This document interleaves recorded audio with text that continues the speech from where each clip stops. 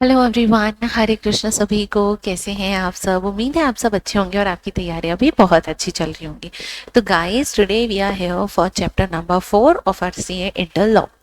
देखो, chapter number 4 जो है ना, ये 5 से 10 मार्क्स के बीच में आ सकता है। मई 24 में ये 10 मार्क्स का आया था। उसके बाद सितंबर 24 में it was again 5 marks, then 7 marks, then 10 marks. तो ये 5 से 10 मार्क्स के बीच में ये जो चैप्टर है हमें आता है। शेयर कैपिटल एंड डिबेंचर, अगर मैं इसका एक ब्रॉड ओवरव्यू दूं तो देखो, बेसिकली हम इसमें पढ़ते हैं सेक्शन 43 से सेक्शन 72 तक। ओके, अब यहाँ पर हमको पढ़ना होगा डिबेंचर्स और शेयर्स के कंसेप्ट्स। लॉ में कंपनीज एक्ट क्या बोलता है। जैसे गाइज, आप लोगों ने ना अकाउंटिंग में तो पढ़ा है, शेयर्स पढ़े हैं, डिबेंचर पढ़े हैं, लेकिन जब एक कंपनी, देखो, अगर मैं इसका आपको एक ब्रीफ ओवरव्यू दूं तो क्या होता है ना गाइस, जब एक कंपनी को क्या चाहिए? पैसा चाहिए। अब जब कंपनी को पैसा चाहिए तो कंपनी क्या करता है? पब्लिक से पैसा मांगता है। जब कंपनी पब्लिक से पैसा मांगती है तो जो इनविटेशन देती है पैसा मांगने के लिए, उसको हम क्या बोलते हैं? प्रोस्पेक्टस। अब ये प्रोस्पेक्टस कहाँ से आया? प्रोस्पेक्टस चैप्टर 3 वाला। अब एक बार पब्लिक में आपने या तो आपके शेयर्स इशू करे होंगे या तो डिबेंचर्स इशू करे होंगे। अब इनके लिए कंपनी को कंपनीज एक्ट में कौन कौन सी रिक्वायरमेंट्स दी हुई हैं जो उन्हें पूरी करनी होती है, वो हम इस चैप्टर में पढ़ेंगे। सिंपल चैप्टर है, आसान चैप्टर है, इंपॉर्टेंट है। इस चैप्टर के इंपॉर्टेंट सेक्शंस की लिस्ट मैं आपको टेलीग्राम पे प्रोवाइड कर दूंगी, ठीक है। प्लस इस चैप्टर के जो है अपन ने चार्ट्स भी बना लिए हैं। So these are the charts. ये चार्ट्स किस काम के लिए आते हैं? ये चार्ट्स इसके लिए हैं सो दैट आप जब एग्जाम आने वाली हो तो रोज रात को एक एक चैप्टर को सिर्फ आपने ये चार्ट्स, 5 से 6 पेज के चार्ट्स हैं गाइस, अगर आपने सिर्फ इनको भी रीड करके सो गए ना तो आपको सारी इंपॉर्टेंट चीजें जो हैं इसमें याद रह जाएगी। फॉर एग्जाम्पल, जैसे the number of days, okay, the number of, if no response is there तो कैसे रजिस्ट्रार उसको रिफ्यूज करेगा। इस तरीके के चार्ट्स मैंने आपके लिए बना दिए हैं। It is very useful guys, तो इसको जरूर यूज करना अपने लास्ट डे प्रिपरेशन के लिए। वैसे ही चैप्टर 3, चैप्टर 2 और चैप्टर 1 के ऑलरेडी ऐसे चार्ट्स मैंने आपको टेलीग्राम पे शेयर करके रखे हैं, तो आप उसको वहां से उठा सकते हैं। Okay, there are some students जो मुझसे पूछ रहे थे कि मैम इंपॉर्टेंट क्वेश्चंस की लिस्ट दे दो चैप्टर वाइज। मैं दे दूंगी, लेकिन देखो, इसमें मैं एक पर्टिकुलर क्वेश्चन नहीं दे सकती आपको, क्योंकि घुमा फिरा के जो आईसीए है वो आपसे सेक्शन के बारे में पूछेगा, तो वो कौन सी केस स्टडी के साथ क्या क्वेश्चन पूछता है वो तो नहीं बता सकते। लेकिन हाँ, इंपॉर्टेंट सेक्शन की लिस्ट में आपको जरूर दे दूंगी कि कौन से चैप्टर में से कौन से मैंडेटरी सेक्शंस हैं जो आपको पढ़ने हैं। जैसे अगर मैं बात करूं चैप्टर 3 की, तो चैप्टर 3 में मैंने आपको लास्ट में लिस्ट दी थी, दिस टाइप ऑफ लिस्ट। मैंने ये जो लिस्ट दी थी चैप्टर 3 के लिए, सेम मैं आपको चैप्टर 4 के लिए भी दे दूंगी। ओके ओके, ये हो गए charts and there are my, here is my chapter. देखो, सबसे पहले ये जो मैंने आपको मतलब समझाया, देखो तुम्हारा कोर्स इतना बढ़िया डिजाइंड है ना, इतना बढ़िया डिजाइंड है। आपको चैप्टर 1 में क्या पढ़ाया? तो चैप्टर 1 में आपको क्या पढ़ाया कि भाई कंपनीज एक्ट क्या है, उसमें कौन कौन सी क्या डेफिनेशन है। Basically preliminary is a kind of introduction, ठीक है। अब हमने वो समझ लिया। फिर चैप्टर 2 ने हमको क्या बताया कि कंपनी का जन्म कैसे होता है, कंपनी का इनकॉर्पोरेशन कैसे होता है, कंपनी का जन्म कैसे होता है। अब कंपनी का जन्म हो गया, अब कंपनी को चलना सीखना है, चलना सीखना है, उसके लिए पैसा चाहिए। पैसा कहाँ से लेगी? पैसा लेगी पब्लिक से। तो ऐसा तो नहीं फोन करके बोल दिया या फिर न्यूज चैनल पे आके बोल दिया चल रहे पैसा निकाल, ऐसा तो नहीं हो सकता। तो उसके लिए कंपनी को इन्विटेशन देना पड़ता है, जिसको हम बोलेंगे प्रोस्पेक्टस। क्या देना पड़ता है? Invitation, prospectus. अब चैप्टर 4, इनविटेशन के थ्रू जो कंपनी को शेयर कैपिटल एंड डिबेंचर्स दोनों में से कुछ भी अगर कंपनी ने इशू किया है तो कंपनी को अब कंपनीज एक्ट में कौन कौन सी रिक्वायरमेंट्स को फुलफिल करना पड़ेगा, ठीक है। ओके, तो आते हैं चैप्टर 4 पे। 5 से 10 मार्क्स का है, इंपॉर्टेंट चैप्टर है। सबसे पहले तो मेरी बात सुनो, आपको ऑलरेडी पता है कि शेयर और डिबेंचर का मतलब क्या होता है। मैंने क्या बोला, जब कंपनी इनविटेशन देके पब्लिक से शेयर्स या फिर डिबेंचर देकर उनसे पैसे लेती है, कंपनी क्या करती है, कंपनी लोगों से पैसा उठाने के लिए कंपनी है और ये है हमारी general public. General public company को पैसा क्यों देगी, क्योंकि उसके बदले कंपनी इनको देती है शेयर्स या फिर डिबेंचर्स, ठीक है। और लोग इनको क्या देते हैं, लोग इनको देते हैं इसके बदले रुपया। अब ये शेयर क्या होता है, शेयर का मतलब वो यूनिट जिससे ओनरशिप भी ट्रांसफर हो जाती है। जैसे कि अगर किसी के पास शेयर है तो वो क्या बन जाएगा, कंपनी का ओनर। ओनर मतलब वो 51% से ज्यादा वाला नहीं, ओनर में कुछ परसेंटेज उसको मिल जाएगा ओनरशिप का, ठीक है। यहाँ पे ओनरशिप का क्या मिल जाता है, परसेंटेज मिल जाता है। मैं पूरा यही लिख देती हूँ, ओनरशिप का परसेंटेज मिल जाता है। और यहाँ पर इन डिबेंचर्स ये क्या होता है, loan, a kind of loan. Debenture, debenture की स्पेलिंग क्या होती है राजा, ये होता है मेरा डिबेंचर। इसको अगर मैं सिर्फ देखूं तो it's a kind of debt. Debt का मतलब क्या होता है, उधार। उधार किससे लेते हैं अपन, लोन से, सिंपल। तो अगर जब कंपनी ऐसा बोलती है कि मुझे अभी पैसा दो, 5 साल तक मैं तुमको ब्याज दूंगा और ब्याज जब मैं तुमको दूंगा 5 साल के बाद तुम्हारे पैसे तुमको वापस कर दूंगा, तो इस डिबेंचर पे अ काइंड ऑफ लोन, तो लोन पे इंटरेस्ट तो लगता ही है राजा, ठीक है। और बाद में हो जाता है रीपेमेंट या फिर रिडम्पशन। तो ये होते हैं शेयर्स और डिबेंचर्स। स्टार्टिंग में इसी का कुछ मतलब यहाँ पे लिखा हुआ है, ठीक है। नॉर्मल मीनिंग मैंने आपको यहाँ पे बताया हुआ है।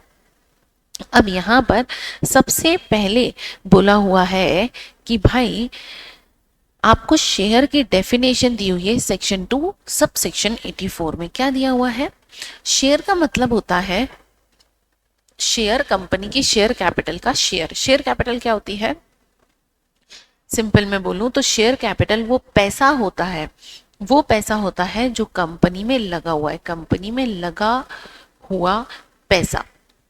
आप जब शेयर खरीदते हो तो एक तरीके से आप भी अपना पैसा कंपनी के ऑपरेशंस में लगाते हो, उसके बदले आपको जो यूनिट मिलती है उसको हम, ये सितारा का बन गया भाई, उसको हम बोलते हैं शेयर, ठीक है। अब यहाँ पर दूसरा, the capital of a company is termed as share capital divided into units called shares। जब कंपनी की शेयर कैपिटल को यूनिट में डिवाइड करते हैं तो वो शेयर हो जाता है। जैसे कंपनी की शेयर कैपिटल है समझो 10 करोड़ और एक शेयर जो है फेस वैल्यू है 10 रुपए, तो कंपनी में कितने शेयर्स हो जाएंगे, 1 करोड़ जो है कंपनी के शेयर्स हो जाएंगे, ठीक है। ये होते हैं मेरे शेयर्स। अब यहाँ पर मैंने आपको 2 केस लॉज दे के रखे हैं। इस केस लॉ में गवर्नमेंट ने, बेसिकली सुप्रीम कोर्ट ने बताया है कि शेयर का मतलब क्या होता है, ठीक है।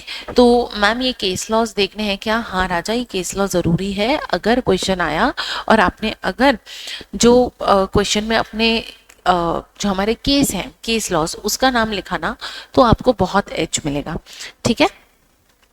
अब देखो यहाँ पर basically it's a kind of thing जो मैंने आपको दी है थोड़ा क्विक रिवीजन के लिए। अब kind of share capital, share capital के कितने काइंड होते हैं, देखो 2 तरीके के शेयर्स होते हैं, एक होता है इक्विटी और एक होता है प्रेफरेंस।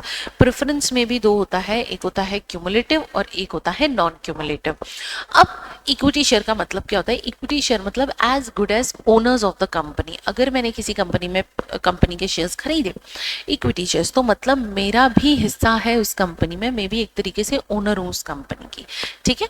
प्रेफरेंस में क्या होता है, ये ओनर्स भी हो सकते हैं और ये क्रेडिटर्स भी हो सकते हैं कंपनी के लिए। कुछ कुछ प्रेफरेंस शेयर्स में क्या होता है ना कि आपने पैसा लिया, आप उसको रिडम्पशन ऑफ प्रेफरेंस शेयर्स भी होता है, हालांकि अब इंडिया में उसको बंद कर दिया है। प्रेफरेंस शेयर का मतलब कि वो ओनर नहीं होते हैं, मतलब ओनर होते हैं लेकिन नॉट ओनर वाले ओनर हैं, समझे नहीं, देखो एक बार समझते हैं। Part of issued share capital carrying preferential right. अच्छा, प्रेफरेंस का मतलब ही समझ में आता है, प्रेफरेंस मतलब इंपॉर्टेंस देना, प्रेफरेंस मतलब किसी को भाव देना। तो यहाँ पे पेमेंट ऑफ डिविडेंड जो होता है वो फिक्स्ड होता है, मतलब इक्विटी शेयर, देखो जो इक्विटी शेयर होते हैं ना वो बेचारा गरीब आदमी है, उसको कोई नहीं देखता, प्रेफरेंस शेयर वाले अमीर वाले लोग हैं, तो सब लोग ना इनको बहुत भाव देते हैं, ठीक है। और दूसरा repayment of capital during winding up of redemption. इसका भी अगर मैं स्मॉल आपको चार्ट बना दूं तो मेरे जो शेयर्स होते हैं ना राजा, ये शेयर्स होते हैं मेरे दो तरीके के। एक होता है इक्विटी शेयर और एक होता है प्रेफरेंस शेयर। इसको क्या हो गया, एक होता है प्रेफरेंस शेयर। अब ये जो इक्विटी वाला होता है ना, इसको लास्ट में सब लोग भाव देते हैं, इसको लास्ट में सब लोग भाव देते हैं और इसको सब लोग क्या देते हैं, इंपॉर्टेंस देते हैं। तो मतलब जब कंपनी वाइंड अप होती है ना, वाइंड अप मतलब कंपनी मर गई, कंपनी खत्म हो गई, तो सबसे पहले पैसा जो है इनको दिया जाता है, सबसे पहले पैसा जो है इनको दिया जाता है। अब जो इक्विटी वाले हैं इनको एकदम लास्ट में प्रेफरेंस दी जाती है। जैसे कि आप प्रेफरेंस शेयर को समझ लो मासी, इनको समझ लो मासी, ये कंपनी की मासी है और इक्विटी वाले हैं बुआ। मुझे बताओ मम्मी सबसे ज्यादा प्रेफरेंस किसको देती है, मासी को कि बुआ को? ऑफ कोर्स मासी को। भूकंप आ गया, घर का वाइंड अप होने वाला है, तो मम्मी भाग के सबसे पहले किसको बचाएगी, मासी को कि बुआ को? मासी को। ठीक है, तो प्रेफरेंस शेयर वालों को, अच्छा मम्मी फिक्स्ड जो लिफाफा होता है कि भाई मासी तो फिक्स्ड, उनको 1100 का लिफाफा देना है, तो मम्मी बुआ से पहले लिफाफा किसको देगी, मासी को देगी। मतलब डिविडेंड भी पहले किसको मिलता है, मासी को, मतलब प्रेफरेंस शेयर्स को, और इन्हीं को सबसे ज्यादा इंपॉर्टेंस मिलती है। ठीक है, अब यहाँ पर there are some important notes. Right of existing preference share holder before commencement of this act shall not be affected. Ma'am इसका मतलब क्या, मुझे एक बात बताओ, अरे मेरे बच्चे, कंपनीज एक्ट 1956 चलता था, बरोबर, कंपनीज एक्ट 1956। जब कंपनीज एक्ट 1956 के अंदर कोई कंपनी बनी थी, उसमें कोई प्रेफरेंस शेयर थे, तो 2013 वाली एक्ट में भी उनके राइट्स जो है वो सेम रहेंगे। दे में participate in equity surplus if article so provide. Equity surplus क्या, अब जो इक्विटी शेयर होल्डर्स के लिए बचा हुआ है गुल्लक में पैसा, उस पे भी प्रेफरेंस शेयर होल्डर अपना राइट जमा सकते हैं अगर आर्टिकल ऑफ एसोसिएशन में लिखा हुआ है तो। यहाँ पे they are presumed cumulative unless article expressly exclude accumulation. Star point है, इसको याद रखना। पूरे मॉड्यूल से ही नोट्स बनाए हुए हैं, मॉड्यूल का एक एक वर्ड, एक एक इंफॉर्मेशन, इवन जो आप ये इलास्ट्रेशंस भी देख रहे हो, इवन जो आप ये एग्जाम्पल्स भी देख रहे हो, ये सारे मॉड्यूल से ही उठाए गए हैं। क्योंकि मुझे ऐसा लगता है, देखो ICAI का जो मॉड्यूल है उसी में से पूछेंगे वो, तो अपन खुद का कुछ नहीं डालते हैं। ठीक है, ये सब कुछ मॉड्यूल का यहाँ पे डला हुआ है। ओके, अब यहाँ पे ऐसा प्रिज्यूम किया जाता है, देखो क्यूमुलेटिव नॉन क्यूमुलेटिव क्या होता है, चलो एक बार ये भी बता देती हूँ। क्यूमुलेटिव नॉन क्यूमुलेटिव क्या होता है, देखो क्यूमुलेटिव का मतलब होता है जो इकट्ठा हो जाता है, क्यूमुलेटिव का मतलब जो इकट्ठा हो जाता है। मेरे जो प्रेफरेंस शेयर है वो दो तरीके के होते हैं, एक होता है क्यूमुलेटिव, एक होता है नॉन क्यूमुलेटिव। क्यूमुलेटिव का मतलब आपको डिविडेंड मिलेगा ही मिलेगा। एग्जाम्पल, फॉर एग्जाम्पल 2021 में कंपनी ने डिविडेंड नहीं दिया प्रेफरेंस शेयर वालों को, डिविडेंड नहीं दिया, 2022 में भी नहीं दिया, 2023 में भी नहीं दिया, और अब कंपनी 2024 में भी उनको डिविडेंड नहीं दिया। अब कंपनी 2025 में डिविडेंड दे रही है, तो कंपनी समझो एक साल का डिविडेंड जो है वो 1-1 लाख रुपए था, ठीक है, जो कंपनी ने नहीं दिया था, और 2025 का डिविडेंड 1 लाख बनता है। क्यूमुलेटिव प्रेफरेंस शेयर को, क्यूमुलेटिव मतलब पुराना पूरा इकट्ठा करके मिलेगा, तो इनको 2025 में ये 1 लाख तो मिलेगा ही मिलेगा, प्लस ये सारे मतलब के इनको जोड़ के जो 4 लाख होते हैं ना, ये भी इनको मिलेगा। और नॉन क्यूमुलेटिव का मतलब क्या होता है, नॉन क्यूमुलेटिव का मतलब होता है कि भाई तुमको 2025 में सिर्फ ये डिविडेंड मिलेगा, पुराना जो छूट गया सो छूट गया, रात गई बात गई, ऐसा काम होता है। ठीक है, तो यहाँ पर ये होता है मेरे क्यूमुलेटिव। अब मुझे बताओ, कंपनी तो हर बार ऐसा बोलेगी कि नहीं नहीं नहीं हम तो नॉन क्यूमुलेटिव रखते हैं, तो एक्ट नहीं लिख दिया कि भाई देखो हर प्रेफरेंस शेयर जो है वो क्यूमुलेटिव होता है, अनलेस अदरवाइज आपके आर्टिकल ऑफ एसोसिएशन में ऐसा ना लिखा हो कि it is non cumulative. Okay, हो सकता है मेरी आवाज़ शायद आई डोंट नो सही से आ रही है कि नहीं, बिकॉज थोड़ा सा पेन है अभी भी, गले में थोड़ा सा पेन है।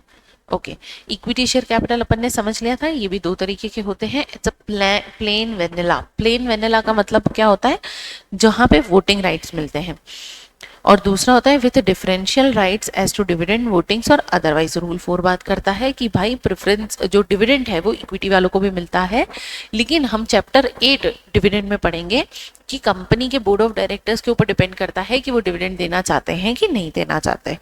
ठीक है, अब यहाँ पे equity shares with differential rights, this is my rule 4। ठीक है, अब देखो क्या क्या कंडीशंस हैं।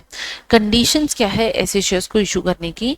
अ कंपनी लिमिटेड बाय शेयर्स में issue differential rights. Limited by shares मतलब जो हमने चैप्टर 3 में पढ़ा था या चैप्टर 2 में पढ़ा था कि दो तरीके की कंपनी होती है, एक तो लिमिटेड बाय शेयर, दूसरी लिमिटेड बाय गारंटी। तो यहाँ पर लिमिटेड बाय शेयर वाली कंपनी डिफरेंशियल राइट्स वाले शेयर्स इशू कर सकती है अगर उसके एओए में लिखा हुआ है, अगर ऑर्डिनरी रेजोल्यूशन पास हो गया है और जो voting power of such share है वो less than 74% of total voting होनी चाहिए, डिफॉल्ट नहीं होना चाहिए एनुअल अकाउंट्स और returns of past 3 financial year. देखो ये इसको ना मैं स्टार पॉइंट मानती हूँ। जब हम आंसर राइटिंग प्रैक्टिस करेंगे तो मैं आपको समझाऊंगी, this is my star point. अभी के लिए समझ लो ये वाला पॉइंट और न्यूज़पेपर वाला पॉइंट हमारा स्टार पॉइंट है पूरे लॉ में। ठीक है, और कोई भी डिफॉल्ट नहीं होना चाहिए डिविडेंड ऑन प्रेफरेंस शेयर्स में या फिर रीपेमेंट ऑफ डिपॉजिट, लोन और डिबेंचर। ठीक है, और स्टैट्यूटरी ड्यूज और आईईपीएफ इन्वेस्टर एजुकेशन फंड, और किसी ने भी पेनल्टी नहीं लगाई होनी चाहिए। देखो पेनल्टी नहीं लगी होनी चाहिए, कोई भी डिफॉल्ट नहीं होना चाहिए, प्रेफरेंस डिविडेंड को खा के नहीं बैठे चाहिए, प्रेफरेंस डिविडेंड में डिफॉल्ट नहीं होना चाहिए, किसी भी लोन डिपॉजिट में डिफॉल्ट नहीं होना चाहिए, आपके आर्टिकल ऑफ एसोसिएशन में ऑथोराइज होना चाहिए, आपने 3 साल तक एनुअल रिटर्न और फाइनेंशियल स्टेटमेंट को फाइल करने में कोई भी घोटाला नहीं किया होना चाहिए, तभी आप डिफरेंशियल राइट्स वाले इक्विटी शेयर्स को इशू कर सकते हो। दूसरा, आपको एक्सप्लेनेटरी स्टेटमेंट भी देना पड़ेगा। ऑर्डिनरी रेजोल्यूशन जब पास होगा तो इसमें क्या होगा कि भाई कितने शेयर्स, साइज ऑफ इशू, क्या डिफरेंशियल राइट्स हैं और रीजन फॉर इशू सब देने पड़ेंगे ना आपको। देखो एक्सप्लेनेटरी स्टेटमेंट मतलब एक्सप्लेनेशन मांगा है तो आपको देना पड़ेगा explanation. Then prohibition on conversion, what do you mean by prohibition on conversion? देखो existing equity share with normal right shall not be converted into differential shares. भाई अगर ऐसा हुआ तो ये तो बहुत ज्यादा कांड हो जाएगा। मतलब आपने पहले ही लोगों को बोल दिया कि भाई तुम कन्वर्ट हो सकते हो, तो हर कोई कन्वर्ट होना चाहेगा ना अलग राइट्स के साथ। आपको बोर्ड रिपोर्ट में जो है डिस्क्लोज करनी पड़ेगी इसकी डिटेल, एनुअल रिपोर्ट में आपको डिटेल डिस्क्लोज करनी पड़ेगी। मैम क्यों? क्योंकि एनुअल रिपोर्ट किसके पास जाती है? सेबी के पास, तो सेबी बोलेगा कि भाई आपको डिस्क्लोज करना पड़ेगा इसमें। Then rights of holder, holder के राइट्स क्या होते हैं? होल्डर्स एंजॉय करते हैं सारे rights same as other equity share, सारे राइट ऐसे होते हैं बोनस शेयर के, राइट इशू के।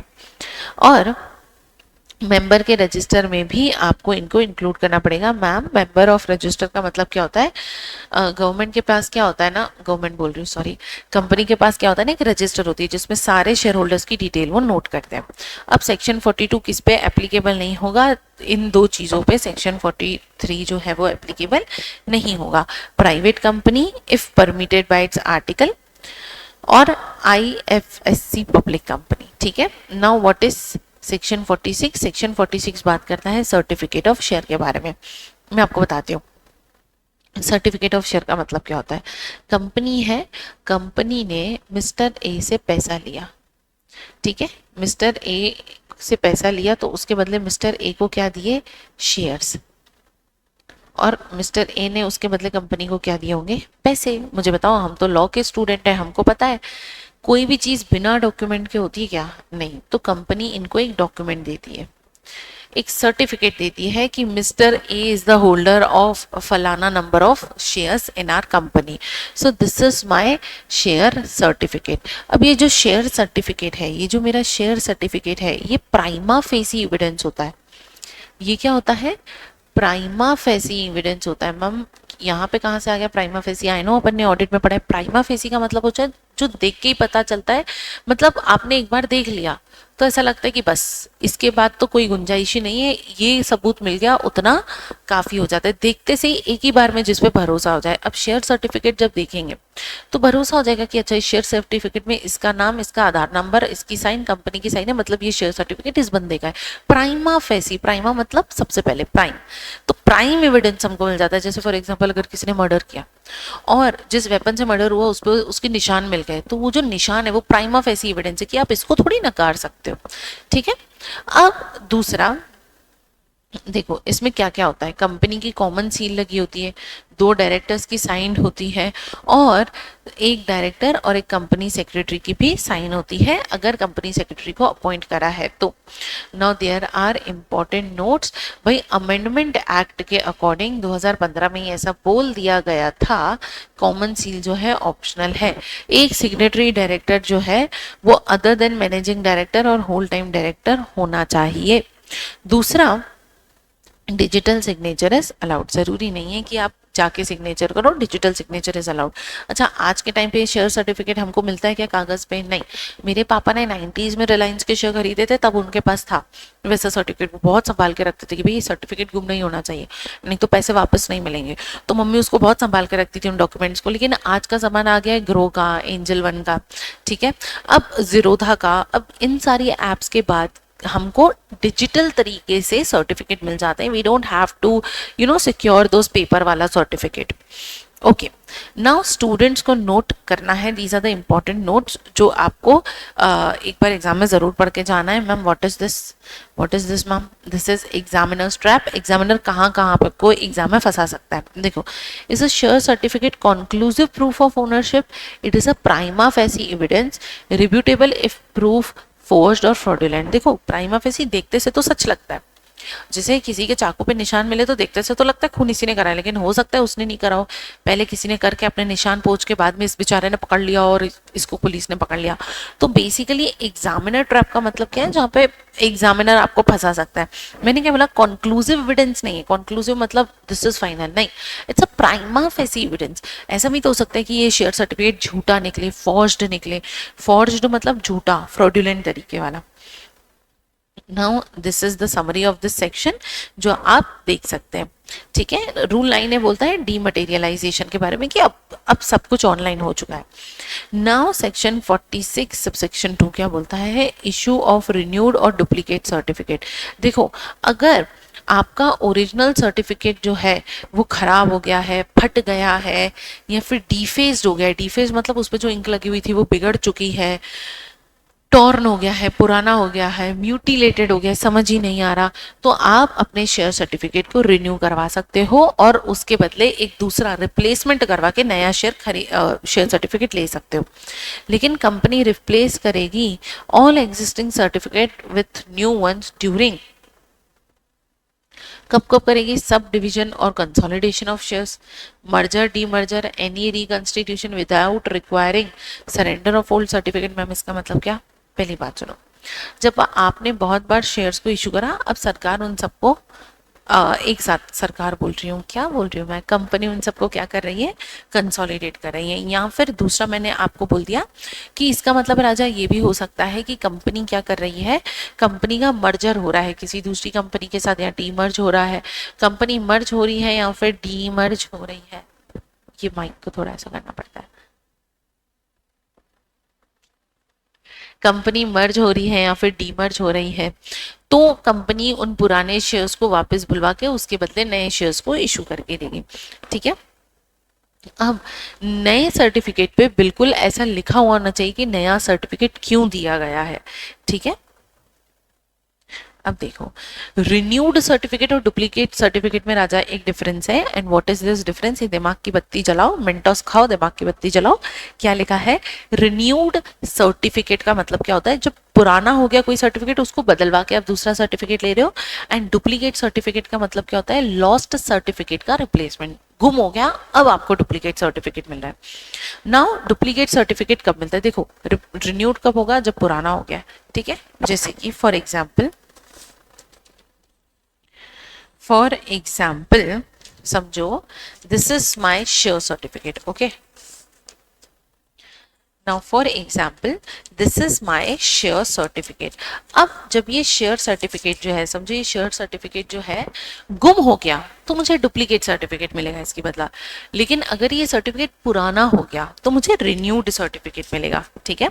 Now if original certificate is lost और डिस्ट्रॉयड, तो कंपनी जो है आपको डुप्लीकेट सर्टिफिकेट दे देगी। इसके लिए कोई फीस होती है क्या? ये 50 रुपए पर सर्टिफिकेट, बहुत मिनिमम सी फीस लगती है, वो देनी होती है। अब देखो, यहाँ पे भी लिखा होना होना चाहिए वर्ड डुप्लीकेट, डुप्लीकेट लिखा होना चाहिए कि भाई हमने इसको डुप्लीकेट सर्टिफिकेट दिया है क्योंकि इसका सर्टिफिकेट गुम हो गया था।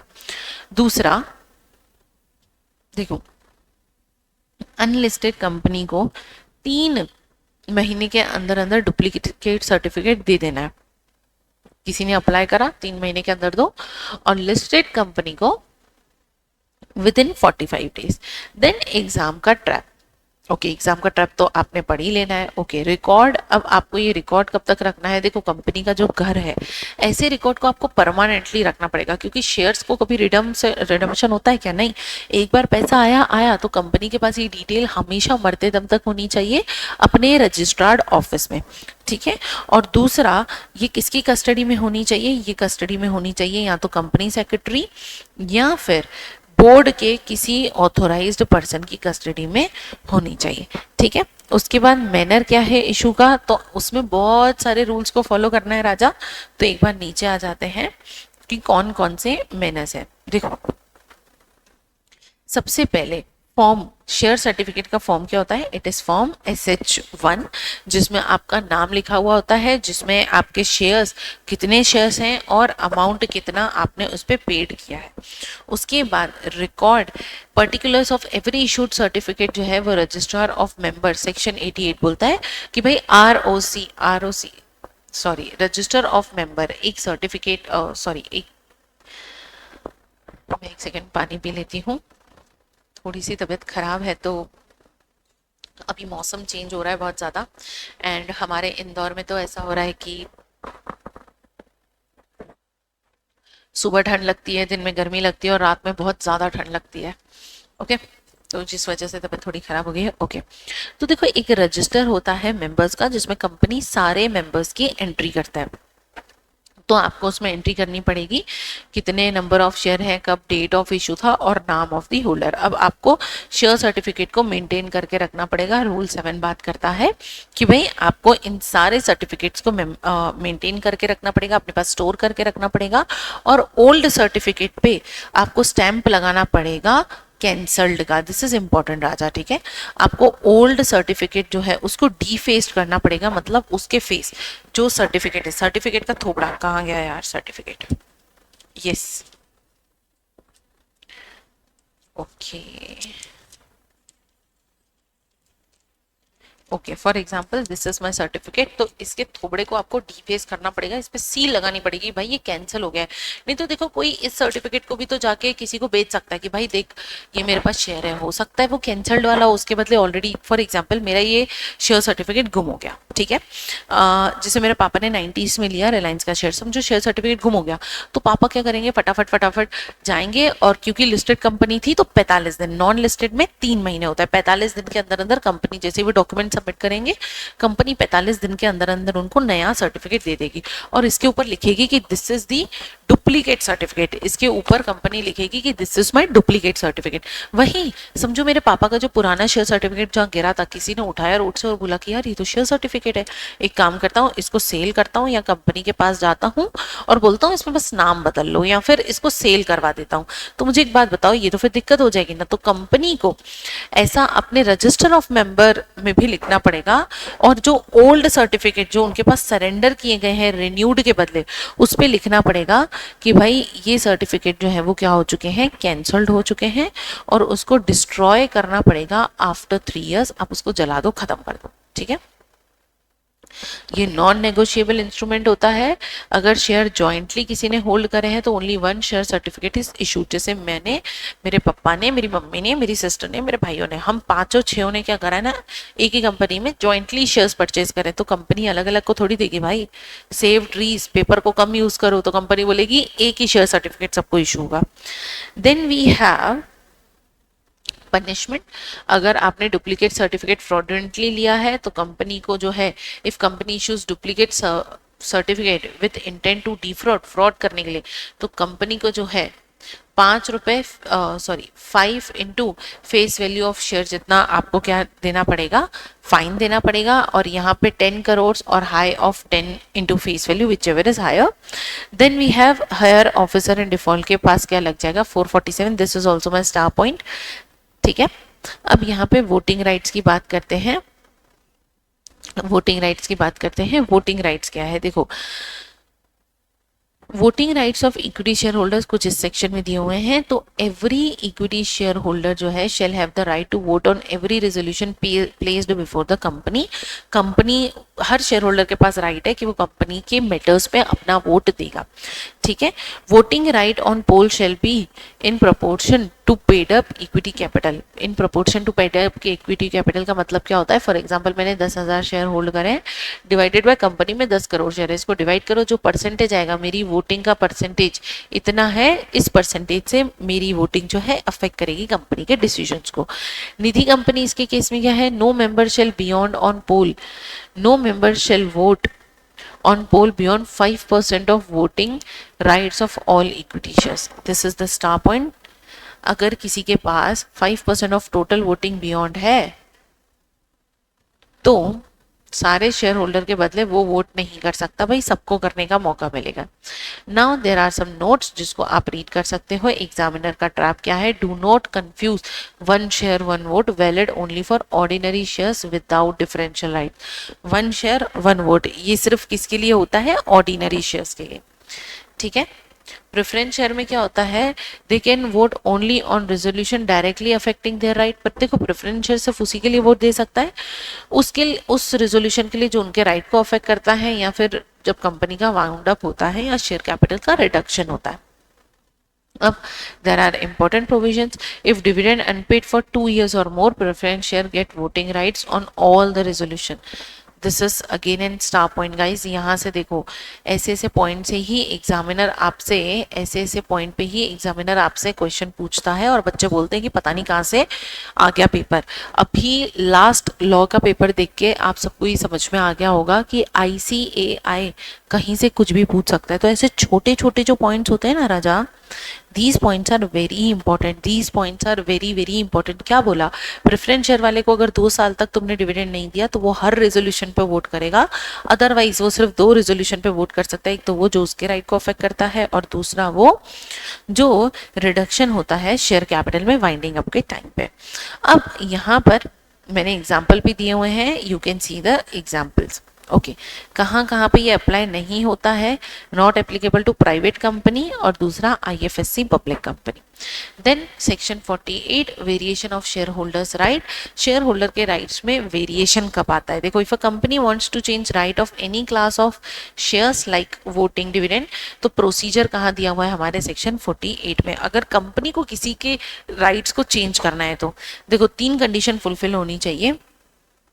MOA और AOA में लिखा होना चाहिए कि कंपनी ऐसा कर सकती है। अगर नहीं लिखा हुआ है तो terms of issue must not prohibit it.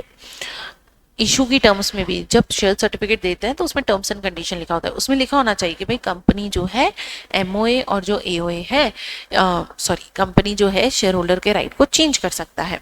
Consent होना चाहिए at least 75% share holders of that class, okay, इधर इन राइटिंग और बाय स्पेशल रेजोल्यूशन, राइटिंग में हो या फिर स्पेशल रेजोल्यूशन में हो। If 10% of share holders of that class disagree, तो ट्रिब्यूनल जो है with in 21 days of passing the resolution tribunal order करेगा जो बाइंड करेगा सारे शेयर होल्डर्स को मानने के लिए, ठीक है। Guys give me 1 minute।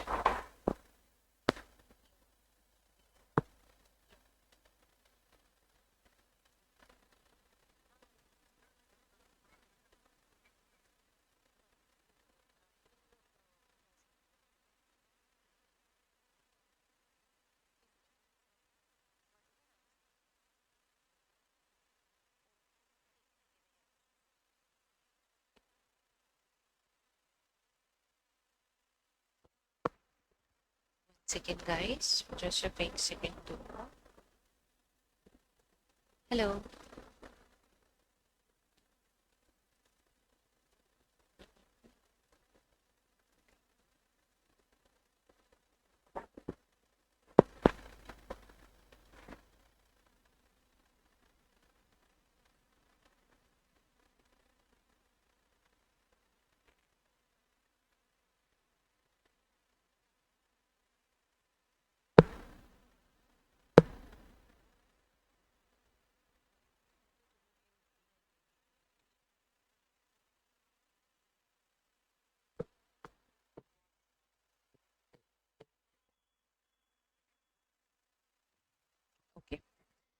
Okay, अब ट्रिब्यूनल का देखो क्या प्रोसेस है।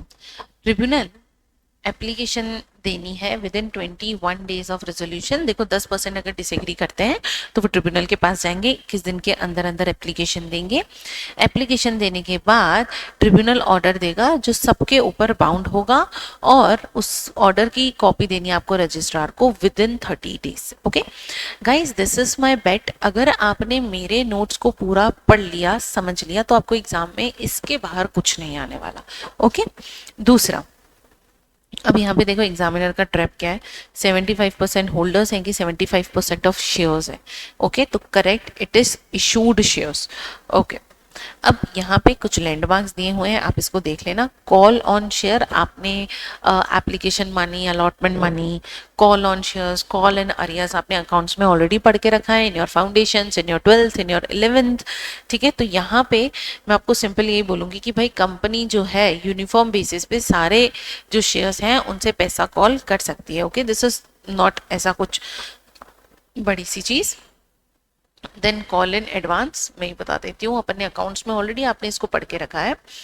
देखो कॉल इन एडवांस का मतलब क्या होता है, कोई कंपनी है, उस कंपनी ने बोला कि भाई आपको जो है एप्लीकेशन मनी देना है 10 रुपए, आपको अलॉटमेंट के टाइम पे देना है 20 रुपए, और आपको फाइनल कॉल पे पैसा देना है समझो 30 रुपए। तो मैंने क्या करा, अभी 10 रुपए की जगह मैंने सारे शेयर्स पे 60 रुपीज एक ही साथ दे दिए। तो आप देखो मैंने क्या किया, ये 20 रुपए और 30 रुपए कैसे दे दिए, इन एडवांस। मैंने एडवांस में ये पैसा दे दिया। मैंने जब एडवांस में ये पैसा दिया तो this is my call in advance.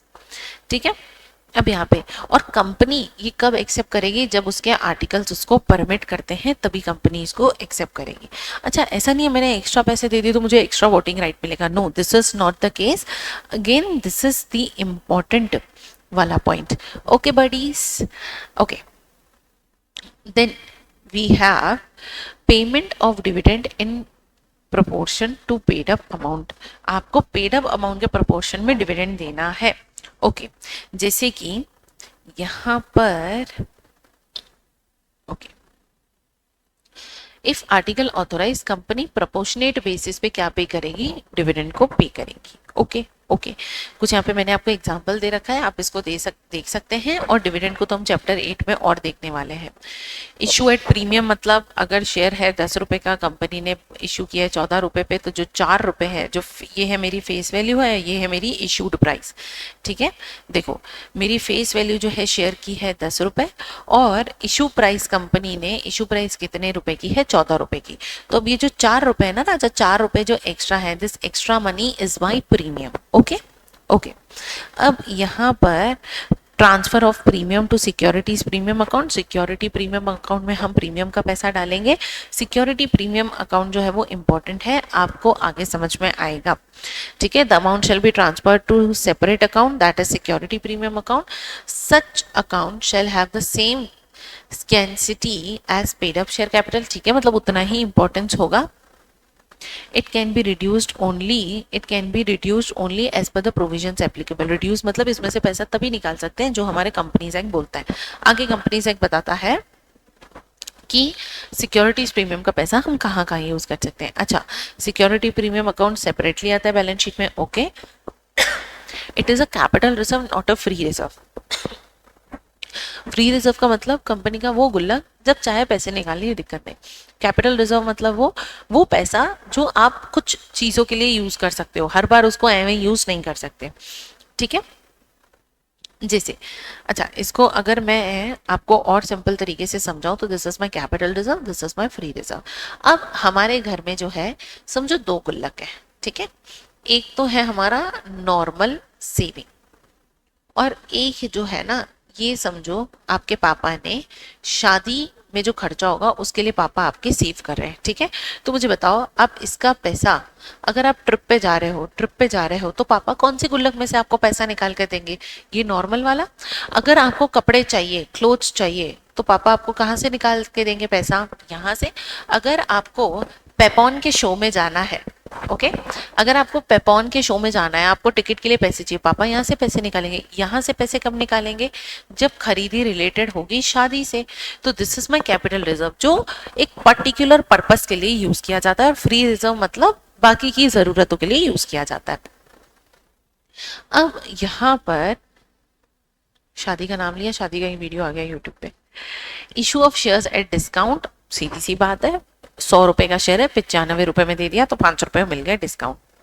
अब यहाँ पे एक्सेप्शंस क्या है देखो, earlier the act prohibit discounts completely, after amendment in 2017 issue at discount is allowed only for debt conversion cases. अगर आप डेट को कन्वर्ट करने के लिए आप दे रहे हो, फॉर एग्जांपल मैंने किसी से उधार लिया था, उसके बदले में कंपनी के शेयर दे रही हूँ, तो मैं उसको डिस्काउंट पे दे सकती हूँ। तो ये अमेंडमेंट एक्ट ने बोला था exceptions allowed in following cases in pursuance of statutory resolution plan, debt restructuring team, आप स्कीम, आप डेट को रीस्ट्रक्चर कर रहे हो, ठीक है, तो इस केसेस में आप ये कर सकते हो। यहाँ पे पेनल्टी भी हमको दी हुई है 5 लाख रुपए की, 12% ब्याज की। इस पेनल्टी को आप पढ़ लेना। What is officer in default? It is बलि का बकरा, ठीक है। ऑफिसर इन डिफॉल्ट वो जो हर चीज के लिए जिम्मेदार होता है, जो कंपनी की सारी चीजों को, सारी क्या बोलते हैं, सारी रिक्वायरमेंट्स को फुलफिल करने का उसका काम था, उसके नेग्लिजेंस की वजह से भी कुछ हो गया तो it is officer in default. Know what do you mean bye sweat equity share? इसको तो मैं एकदम आराम से समझा लूंगी। स्वेट का मतलब क्या होता है? खून पसीना। पसीना, जो इंसान पसीना बहा के कंपनी में काम करता है, उसको कंपनी क्या देती है? Sweat equity share. मतलब कंपनी में कौन पसीना बहा के काम करेगा? डायरेक्टर्स या एम्प्लॉइज, ठीक है। तो अब देखो क्या हुआ, ये था मिस्टर जे, ठीक है। अब जो मिस्टर जे हैं, ये जॉब करते हैं, ये जॉब करते हैं किसमें? रिलायंस में। मिस्टर जे जॉब करते हैं रिलायंस में, और मिस्टर जे ने खून पसीना बहा बहा के, वो नारायण मूर्ति ने भी बोला था ना, what is work life balance? Work life balance तो कुछ नहीं है, हफ्ते में आपको 70 आवर्स का काम करना चाहिए। अब इनके दिमाग में ये वाली चीज फिट हो गई।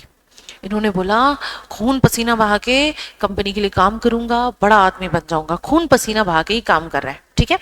खून पसीना बहा के इसने दिन रात खून पसीना बहा के काम किया। बोला चलो ठीक है, हम काम करेंगे कंपनी के लिए, हमारी बड़ाई होगी। मुक्कू भैया, जो मुक्कू भैया है मुकेश अंबानी जी, बड़े खुश होंगे हमसे। तो इसने खून पसीने से कमाई करी, काम किया। बाद में रिलायंस ने इसके खून पसीने के बदले इसको क्या दे दिए? शेयर्स।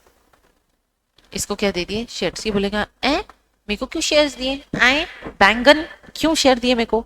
मुकेश अंबानी ने बोला मार्केट में, मार्केट प्राइस पे जब तेरे को लगे बेच के पैसे रख लेना। तो जब किसी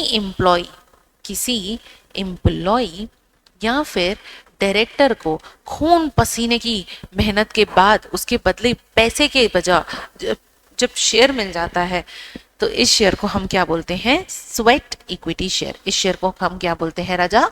स्वेट इक्विटी शेयर्स। अब इसके लिए कंपनी क्या बोलती है? देखो यहाँ पे आपको एक चीज लिखी हुई है, which is know how, which is intellectual property. Intellectual property मतलब दिमाग। जिस तरीके से मिस्टर जे काम कर रहा था वो उसका दिमाग था, उसके बदले नो हाउ मतलब उसने फॉर एग्जांपल समझो कोरोना की ऐसी वैक्सीन निकाली, कैंसर की ऐसी वैक्सीन उसने डिस्कवर कर दी, जिस वैक्सीन को बताने की रेसिपी उसने कंपनी को बता दी। नो हाउ, जानो कैसे मैंने ये बनाई, तो उसके बदले भी कंपनी क्या दे देती है? Sweat equity shares. अब इसका पर्पस क्या होता है? एम्प्लॉयज को मोटिवेट करना कि ताकि वो और ज्यादा मजदूरी करे कंपनी के लिए। दूसरा, अब sweat equity share other equity shares की तरह ही इनको माना जाता है, और इनको भी पेरी पासू रैंक किया जाता है। पेरी पासू मतलब वो पेरी मसाले की बात नहीं कर रही हूँ, पेरी मसाला, पेरी मसाले की बात नहीं कर रही हूँ।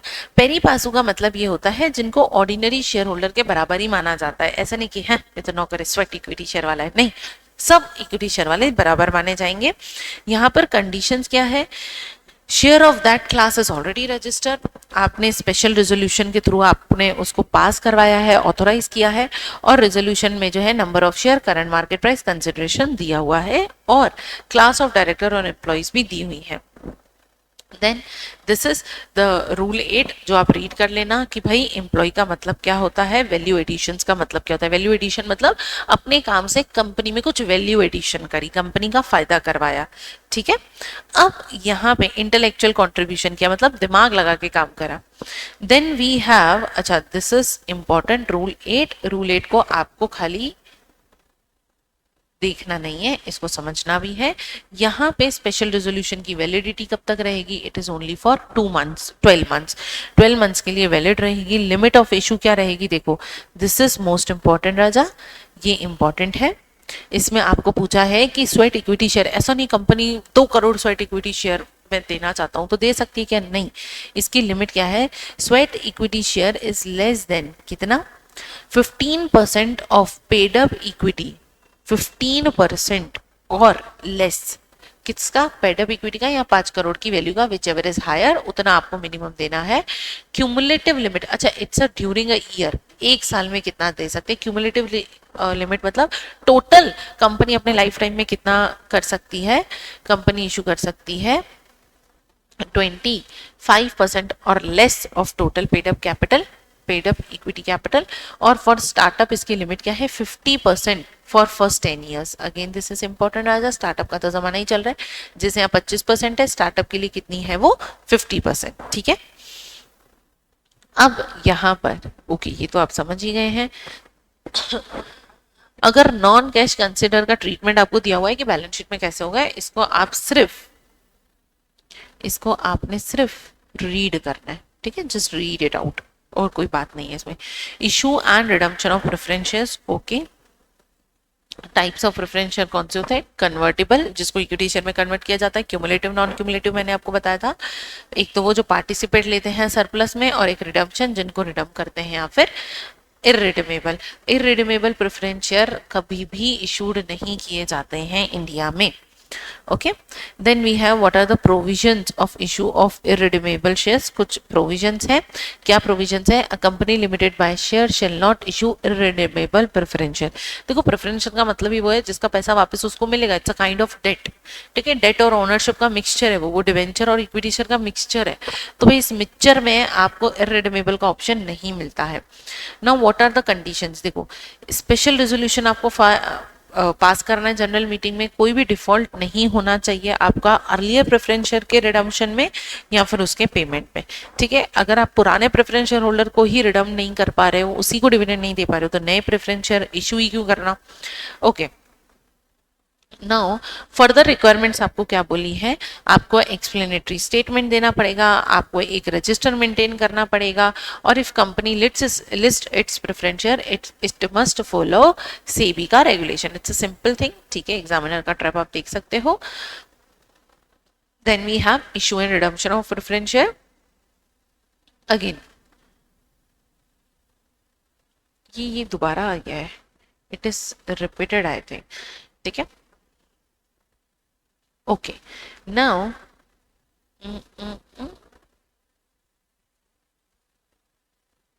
maximum redemption period, yes, this is what I want to show you guys। maximum redemption period जो है वो कंपनी का कितना होना चाहिए? 20 years का from the date of issue, maximum 20 years। लेकिन अगर इंफ्रास्ट्रक्चर का प्रोजेक्ट है तो आपको 30 साल तक का टाइम मिलता है। इंफ्रास्ट्रक्चर क्या मैम? बड़ी बड़ी बिल्डिंग बनाने वाले, हो सकता है 20 साल में ना बने, 30 साल लग जाए उसको, पता नहीं ऐसा कौन सा ताजमहल होगा। तो देर आर सम कंपनीज जिसके लिए 20 साल से ज्यादा का टाइम दिया गया है, लेकिन आपको 10% का मिनिमम रिडम्पशन पहले एक 20 साल के पहले साल, मतलब 20 साल खत्म हो गए तो 21st ईयर से आपको थोड़ा थोड़ा उसको रिडीम करके चलना है। ठीक है, अब यहाँ पर कंडीशंस क्या है रिडम्पशन की? कि प्रॉफिट अवेलेबल होना चाहिए डिविडेंड के लिए, और प्रोसीड होने चाहिए परफेक्ट शेयर से, फ्रेश शेयर्स के लिए। ये सब आपको पता ही है। कैपिटल रिडम्पशन रिजर्व हम सब जानते हैं कि भाई जब भी आप शेयर्स को इशू करते हो तो उसका पैसा, देखो, shares to be redeem shall be fully paid, और ये अमाउंट कहाँ से आएगा? कैपिटल रिडम्पशन रिजर्व से। दिस इज सिंपल गाइस, ये तो आप खुद से ही कर सकते हो। Source of premium on redemption, redemption जैसे फॉर एग्जांपल किसी से आपने 100 रुपए का प्रेफरेंस शेयर को आप रिडम कर रहे हो तो आप प्रीमियम पे कर रहे हो, 100 की जगह उसको एक शेयर का 105 दे रहे हो। तो ये कौन कौन सी कैटेगरीज, कौन कौन से सोर्सेस हैं कि भाई आपको आउट ऑफ प्रॉफिट लेना है तो बिफोर रिडम्पशन पैसा निकालो, आउट ऑफ प्रॉफिट और सिक्योरिटी प्रीमियम अकाउंट, मैंने बोला था ना इसके कुछ यूजेस हैं, तो इट इज बिफोर रिडम्पशन। तो it's a kind of table जो आपको सिर्फ रीड करनी है।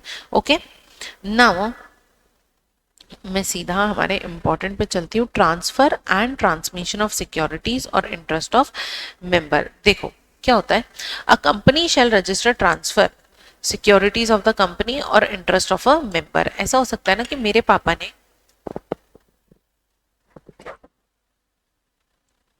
मेरे पापा ने क्या करा था ना, शेयर को होल्ड करके रखा था, देन उन्होंने उन शेयर्स को ट्रांसफर कर दिया, तो पापा क्या हो गए, ट्रांसफरर, और सामने वाला क्या हो गया, ट्रांसफरी। तो यहाँ पर इंस्ट्रूमेंट ट्रांसफर होना चाहिए दोनों की इच्छा से, ट्रांसफर और ट्रांसफरी की इच्छा से। दोनों का नाम, एड्रेस और ऑक्यूपेशन लिखा होना चाहिए, डेट भी लगी होनी चाहिए। SH4 जो है फिल करना है, डिलीवर कंपनी को वो डिलीवर करना है विद इन 60 डेज कि भाई देखो मैंने ये शेयर्स जो है ट्रांसफर कर दिए हैं। और यहाँ पर आपको एक चीज ध्यान रखनी है कि transfer of partly paid shares भी हो सकता है। अगर transferor alone applies, company shall not register transfer unless notice transferee ना भेजे। फॉर एग्जाम्पल, इसको भी और मैं शॉर्ट में बताती हूँ। हेलो, फॉर एग्जाम्पल सी, मेरे जो फादर हैं, उन्होंने क्या किया, उन्होंने अपने रिलायंस के शेयर को ट्रांसफर करा। ठीक है, तो ये क्या हो गए, ट्रांसफरर, और जिसको ट्रांसफर करा वो क्या हो गया, ट्रांसफरी। ठीक है, it's not tree, it is transferee. Okay, अब इन दोनों को मिलके कंपनी को इन्फॉर्म करना पड़ेगा, इनको बताना पड़ेगा कि मैंने इसके नाम पे शेयर को ट्रांसफर करा है, शेयर सर्टिफिकेट को, और इसको भी बताना पड़ेगा कि मैंने इनके फादर से इतने शेयर्स को अपने नाम पे ट्रांसफर करवाया है। कंपनी तब तक अपने रजिस्टर में अपडेट नहीं करेगी जब तक दोनों पार्टीज के यहाँ से ये प्रूफ ना हो जाए कि दोनों पार्टीज को पता है कि ट्रांसफर हो चुका है। ठीक है, then what do you mean by meaning of transfer, it is transfer by operation of law. Transfer का मतलब क्या होता है, ट्रांसफर का मतलब होता है, देखो एग्जांपल, डेथ की वजह से हो गया, इंसॉल्वेंसी की वजह से हो गया, ल्यूनेसी की वजह से हो गया। Okay, transfer by legal representative. A legal representative of a deceased member may transfer securities even if not registered as a holder. अब for example, कोई होल्डर था शेयर्स का और उनकी डेथ हो गई, अब उनका बेटा चाहता है कि इनके बदले मैं ये जो शेयर सर्टिफिकेट है किसी और के नाम पे ट्रांसफर करूं, तो वो कर सकता है क्योंकि उनके बाद वही उनका लीगल हायरर है। ठीक है, now there is delivery of certificates. आपको कुछ सर्टिफिकेट्स की डिलीवरी करनी होगी, जैसे सब्सक्राइबर्स टू MOA, आपको सर्टिफिकेट देना पड़ेगा। सब्सक्राइब क्या बोल रही हूँ, सब्सक्राइबर्स टू MOA को there are some time limits. मैंने आपके लिए पूरा चार्ट बना दिया है क्योंकि कभी कभी यहाँ से MCQ आ जाते हैं, सो दैट आपको आसानी होनी चाहिए इसके लिए। Okay, then we have, this is not that important, this is the punishment वाला सेक्शन। सेक्शन 57 क्या बोलता है, इफ एनी पर्सन, ये ऐसा जताता है, what do you mean bye, इसका मतलब होता है जताना। कोई भी पर्सन अगर ऐसा जताता है कि मैं सिक्योरिटी का ओनर हूं, या फिर अपना इंटरेस्ट दिखाता है कंपनी में, या फिर ओनर बताता है अपने आप को किसी भी शेयर का, तो उसको इम्प्रिजनमेंट होगी 1 साल की, मैक्सिमम 3 साल, और फाइन लग सकता है 1 लाख से 5 लाख तक का। अच्छा, मुझे कभी कभी ऐसा लगता है कि यार लॉ ऐसा क्यों नहीं बोलता यार 1 साल से 3 साल की जेल हुई तो ये भी 1 लाख से 3 लाख कर देते ना, याद करने में कितना आसान होता है। कर सकते थे वैसे, बट ठीक है। Okay, refusal of registration and appeal against refusal. देखो, शेयर क्या है, share is my movable property, hence transferable as per article of association. Article of association बोलता है कि आप ट्रांसफर कर सकते हो, तो आप कर सकते हो। पब्लिक कंपनी फ्रीली ट्रांसफर कर सकती है शेयर्स को, ऐसा रॉकेट की तरह फ्रीली ट्रांसफर कर सकती है, लेकिन प्राइवेट कंपनी आर्टिकल में कंटेन रेस्ट्रिक्शन, वो कुछ रेस्ट्रिक्शन कंटेन कर सकते हैं। There are the procedure. क्या प्रोसीजर है, देखो, इफ प्राइवेट कंपनी रिफ्यूजेस, अगर प्राइवेट कंपनी रिफ्यूज करती है ट्रांसफर को रजिस्टर करने से, तो ट्रांसफर और ट्रांसफरी 30 दिन के अंदर अंदर जो है, आपको 30 दिन के अंदर अंदर ट्रांसफरी दोनों को नोटिस भेजना पड़ेगा कि मैं तो इसको रिकॉर्ड नहीं कर रहा हूं, और उसमें आपको रिफ्यूजल के रीजंस भी लिखने पड़ेंगे। अब share and interest, public company में क्या होता है, फ्रीली ट्रांसफर होते हैं, दोनों पार्टीज फ्रीली शेयर्स को ट्रांसफर कर सकती हैं, कोई दिक्कत नहीं है। यहाँ पर appeal to tribunal by transferee, अगर कंपनी ने रिफ्यूज कर दिया और ट्रांसफरी को ऐसा लगता है, जो रीजंस कंपनी ने यहाँ पर बताए कि हमने क्यों रिफ्यूज किया, ट्रांसफरी को कुछ हजम नहीं हुआ, तो ट्रांसफरी क्या कर सकता है, ट्रांसफरी एक चीज कर सकता है, ट्रांसफरी ट्रिब्यूनल के पास जाएगा। व्हेन नोटिस, कब जाएगा, व्हेन नोटिस, ट्रांसफरी कब जाएगा, अयो,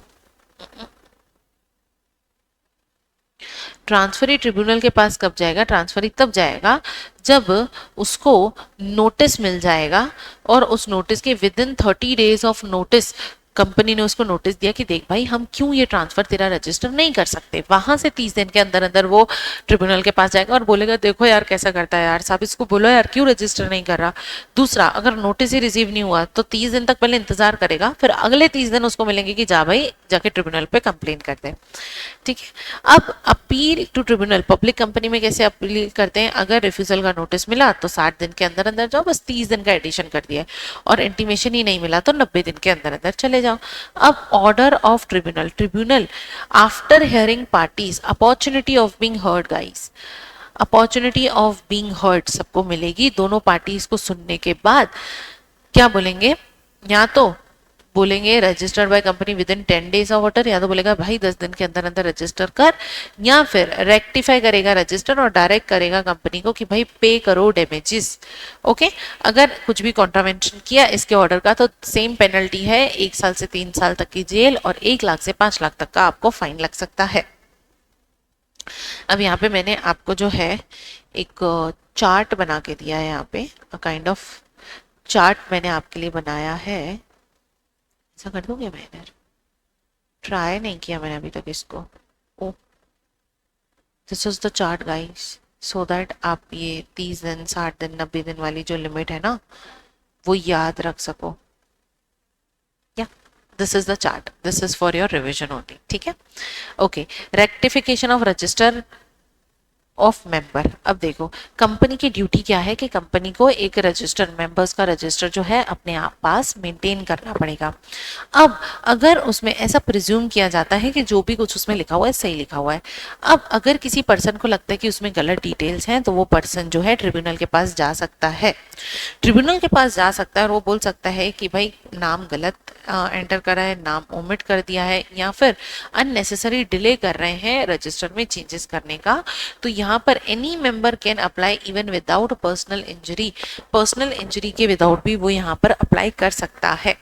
तो सिंपल आपको सिर्फ रीड करना है और अगेन ट्रिब्यूनल जो है ऑर्डर देगा या तो डैमेजेस पे करो या 10 दिन के अंदर अंदर आप जो है इस ट्रांसफर को रिकॉर्ड करो। ओके, देन वी हैव कुछ भी कॉन्ट्रावेंशन किया, okay, this is just only for your read guys, इसको आपको सिर्फ रीड करना है। Then we have section 61 power of limited company to alter share capital। क्या एक कंपनी, लिमिटेड कंपनी क्या अपने शेयर्स को अल्टर कर सकती है? यस, अगर ऑथोराइज कैपिटल और नॉमिनल जो कैपिटल का क्लॉज होता है, मैक्सिमम कैपिटल ऑथोराइज बाय कौन करता है? MOA, memorandum of association. Maximum आप कितनी शेयर कैपिटल इशू करोगे वो ऑथोराइज करता है। ठीक है, कंपनी इसको अल्टर कर सकता है, वो ऑथोराइज कैपिटल को बढ़ा सकता है, वो कंसोलिडेट कर सकता है, डिवाइड कर सकता है अलग अलग शेयर्स में। ठीक है, उसको फुल्ली जो है कन्वर्ट कर सकता है, फुल्ली पेड में इनटू स्टॉक में कन्वर्ट कर सकता है।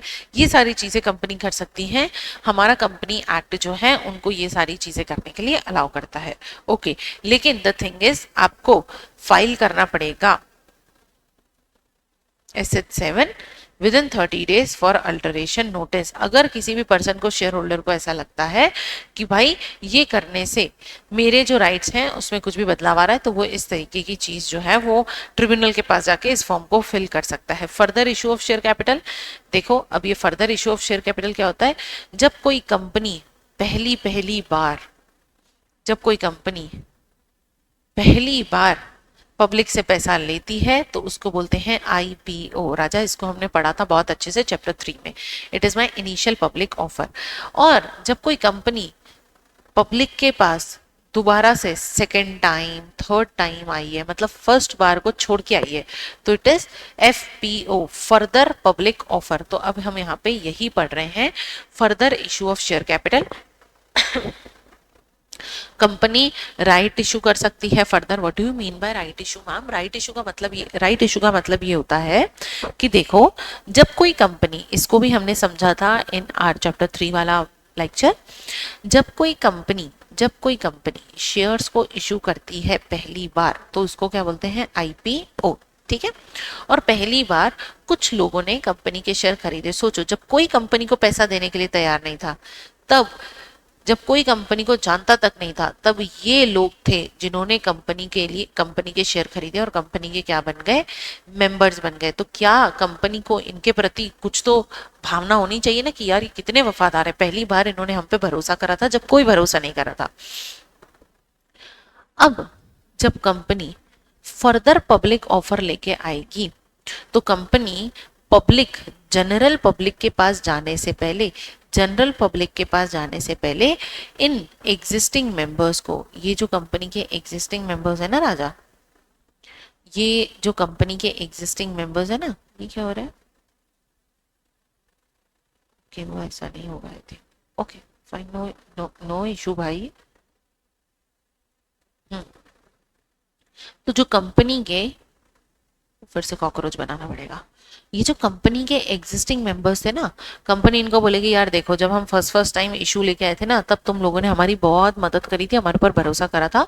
अब मैं जनरल पब्लिक को एक शेयर 100 रुपए में बेचने जा रहा हूं, लेकिन मैं तुमको राइट देता हूं कि तुम इस शेयर को 90 रुपए में खरीद सकते हो। तुम खरीदोगे, फिर जो बचेगा वो मैं पब्लिक को दूंगा, तभी मैं पब्लिक में एफपीओ लेके जाऊंगा, तभी मैं पब्लिक को प्रोस्पेक्टस देके इनवाइट करूंगा। उसके पहले मैं तुमको एक मौका देता हूं कि तुम चाहो तो 90 रुपए में इन शेयर्स को ले सकते हो। तो ये मौका दिया, इनको एक हक दिया, इनको एक राइट दिया। हक दिया, राइट का मतलब इंग्लिश में क्या होता है, हक दिया कि भाई तुम सस्ते में इसको अप्लाई कर सकते हो। ठीक है, तो ये होता है मेरा राइट शेयर। दूसरा मेरा ईसॉप। ईसॉप का मतलब क्या होता है, employ stock option plan as good as sweat equity share. Employees को जो शेयर्स देते हैं इन प्लेस ऑफ बोनस, उसको हम क्या बोलते हैं, ESOP। स्पेशल रिजोल्यूशन पास करो, इशूड एज इंसेंटिव और ओनरशिप बेनिफिट। प्रेफरेंशियल अलॉटमेंट अगर आपको करना है, किसी को अलॉट करना है, तो स्पेशल रिजोल्यूशन पास करो, वेरिएशन रूल्स को फॉलो करो। इससे ज्यादा क्वेश्चन आपसे पूछे नहीं जाएंगे। आपको मैंने टेबल दे दी कि भाई राइट इशू चाहिए तो ऑर्डिनरी पास करो, ESOP और प्रेफरेंशियल के लिए स्पेशल रिजोल्यूशन आपको पास करना है। ठीक है, then we have further issue of share capital. Okay wait, this is in continuation। Okay, इसको मैं मार्क करती हूं,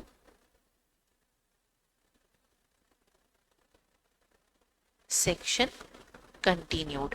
यहाँ पे वही सेक्शन जो है कंटिन्यू हो रहा है। आपको कुछ इंपॉर्टेंट नोट्स दिए हुए हैं राइट इशू को लेकर कि टाइम लिमिट फॉर एक्सेप्टेंस क्या है। जब ऑलरेडी शेयर होल्डर्स को जिनको बोला है कि भाई तुम देखो शेयर को 90 रुपए में इशू कर सकते हो, तो इनके पास कितने दिन का टाइम होता है, 15 से 30 दिन। ऐसा नहीं वो जिंदगी भर कंपनी बैठी रहेगी, 15 से 30 दिन में आपको करना पड़ता है। नोटिस ऑफ ऑफर आपको डिस्पैच करना होता है मोर देन और 3 दिन बिफोर ओपनिंग, मतलब कि पब्लिक जनरल पब्लिक के पास आप ऑफर देने वाले हो आफ्टर 3 डेज, तो एटलीस्ट 3 दिन पहले अपने एग्जिस्टिंग मेंबर्स को आपको बताना पड़ेगा राइट शेयर्स के बारे में। ठीक है, दिस इज इंपॉर्टेंट गाइस, इसको ध्यान रखना। Then this is the example, employ stock option मैंने आपको समझा दिया। यहाँ पे इनकी डेफिनेशंस दी हुई है जो आप खुद से रीड कर सकते हो, इसमें कोई बड़ी बात नहीं है। Issue of bonus share, Diwali का बोनस मिलता है, बोनस की जगह आपको बोनस देने की जगह आपको आपकी कंपनी ने क्या दी दी है, शेयर दी दी है, तो that is my bonus share. यहाँ पे एक केस लॉ दिया हुआ है, इस केस लॉ को आप याद रखना, standard chartered bank versus custodian के बीच का केस है, लिखोगे तो अच्छा फर्क पड़ेगा। बोनस शेयर का मतलब क्या होता है, ऑलरेडी फॉर एग्जाम्पल जो शेयर होल्डर्स हैं, देखो शेयर होल्डर्स के ऊपर बहुत प्यार आ रहा था कंपनी को कि यार ये हर बुरे वक्त में मेरा साथ देते हैं, तो दिवाली आ रही है क्या करूं, तो समझो ये जो शेयर होल्डर्स है, शेयर होल्डर्स ने इन अलग अलग बताऊं क्या, इस शेयर होल्डर ने 10 शेयर होल्ड कर रखे हैं, इसने 100, इसने 50 और इसने 60। तो कंपनी एक रेशो देती है, रेशो क्या देती है कि भाई हम जो है 2:1 में आपको एक्स्ट्रा शेयर होल्ड करेंगे। जैसे कि जब मैं 10 डिवाइडेड बाय 2 करती हूँ तो कितने शेयर के लॉट हो गए मेरे पास, 5 लॉट्स। तो ये जो है 5 lots into 1 share per lot, तो is equals to 5 share. 5 share और एक्स्ट्रा कंपनी आपको फ्री में देगी as a bonus. This is my bonus issue. ठीक है, सिंपल है, डेफिनेशन है, आप इसको बिल्कुल पढ़ सकते हो, कोई दिक्कत नहीं है। नॉट अच्छा, अब कौन कौन से सोर्सेस होते हैं, अ कंपनी में issue bonus share out of free reserve. मैंने बोला था फ्री रिजर्व मतलब कोई भी पैसा यूज करो, ये वो वाला रिजर्व है जो पापा जनरल सेविंग के लिए कर रहे हैं। दूसरा सिक्योरिटी प्रीमियम अकाउंट, आप सिक्योरिटी प्रीमियम अकाउंट जो आपने प्रीमियम शेयर में से ली थी उसमें से भी इशू कर सकते हो। और कैपिटल रिडम्पशन, ये वो शादी वाला रिजर्व है। ठीक है, रिवैल्यूएशन ऑफ असेट्स अलाउड नहीं है। Okay, now a company can not issue bonus share कब, जब can not issue bonus share कब तक नहीं कर सकती, जब आर्टिकल्स अलाउ ना करे, जब बोर्ड ने अगर रेकमेंड ना करा हो, कोई डिफॉल्ट नहीं हुआ होना चाहिए, रीपेमेंट ऑफ डिपॉजिट, मैंने बोला था ना ये वाला पॉइंट हमारा स्टार पॉइंट है राजा। जब आंसर राइटिंग प्रैक्टिस करेंगे लिखवाऊंगी कि कैसे कुछ ऐसे सेंटेंसेस हैं हमारे लॉ में जो आप हर क्वेश्चन में यूज कर सकते हो, ऑलमोस्ट 90% ऑफ द क्वेश्चन में आपने कुछ भी डिफॉल्ट नहीं किया होना चाहिए। ठीक है, इसको याद रखना। डिविडेंड की जगह पे आप बोनस शेयर को इशू नहीं कर सकते, एमसीक्यू में आ सकता है ये। ठीक है, this is additional point and important point, this is your important point. Okay, now notice of alteration of share capital, अगर शेयर कैपिटल में आप अल्ट्रेशन कर रहे हो तो आपको नोटिस देना पड़ेगा रजिस्ट्रार को, एमओए अल्टर्ड एमओए रजिस्ट्रार को देना पड़ेगा विद इन 30 डेज। आपको बताना पड़ेगा आपने क्या अल्ट्रेशन किया, नहीं दिया तो this is the penalty which you can read out.